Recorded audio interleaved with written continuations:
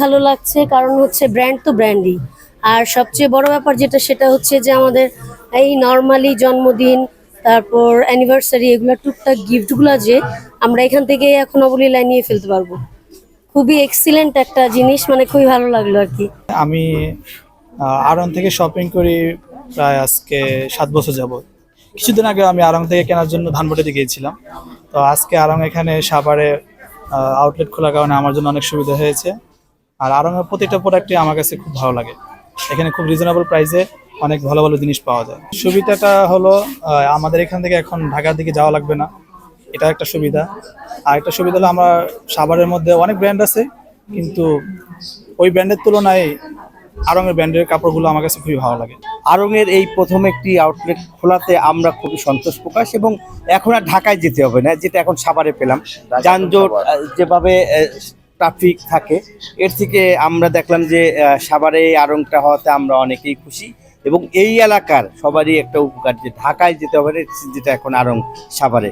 আপনি দেখছেন যে আড়ংয়ের প্রত্যেকটা মালের যে কোয়ালিটি অনেক সুন্দর, এবং ফিনিশিংটা আমরা দেখেন সব আইটেম এক জায়গাতেই আপনি পাওয়া যাবেন। ঢাকায় যেরকম আড়ংয়ের একটা যে সব কিছু এক জায়গায়, এখানেও ঠিক সেম একই রকম। আজকে বলা যাবে না, আজকে বলা যাবে না, যেহেতু পরে নতুন করে বলা যাবে যে আড়ং সাভারের উদ্বোধন হচ্ছে, চলো যাই আড়ংয়ে। এটা অলদো 33তম আউটলেট, কিন্তু আড়ং এর এখন 32টা আউটলেট আছে। আমরা ডিসেম্বর মাসের শেষে আমাদের বাসাবো আউটলেটটা বন্ধ করে দিয়েছি। এটা হয়তো আপনাদেরকে জানানো হয়নি, কিন্তু এটার কারণ ছিল যে আমরা গত বছর আর্থকুয়েকের পরে আমরা ওই বিল্ডিং টেস্ট করে দেখতে পারি যে ওটা সেফ না। এর জন্য আমরা 15 দিনের নোটিসে অ্যাকচুয়ালি বাসাবো আউটলেটটা ক্লোজ করেছি ডিসেম্বরের শেষে। তো এই জন্য এখন আমাদের অলদো এটা 33তম আমাদের আছে। এখানে পণ্য সব জায়গায় আড়ংয়ের যে পণ্য আছে সব পণ্যই সাভারে अवेलेबल থাকবে, except Her Story brand. Her Story ব্র্যান্ডটা এখানে থাকছে না, কিন্তু তাগাম্যান, আড়ং আর্ট এবং আড়ংয়ের পণ্য থাকছে।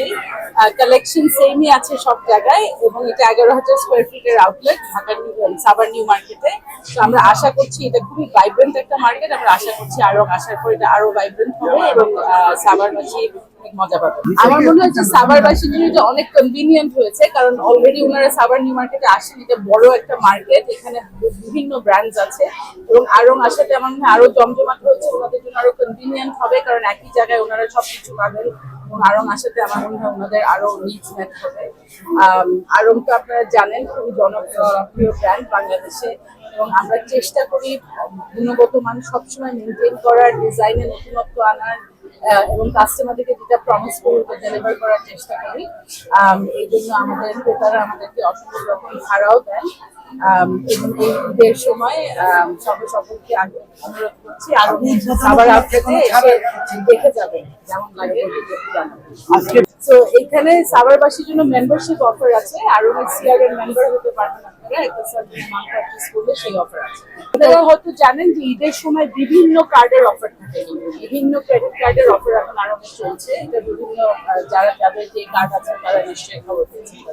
সব প্রোডাক্টই থাকবে, ঢাকার সব প্রোডাক্টই সাভারে পাওয়া যাবে, এক্সেপ্ট যেটা বলেছি আমাদের হার স্টোরি ব্র্যান্ড ছাড়া সব ব্র্যান্ড সব প্রোডাক্ট সাভারে পাবে। আমাদের আসলে বলতে গেলে আড়ং খারাপ করেনি, আড়ং কিন্তু অলওয়েজ গ্রোথের মধ্যেই আছে।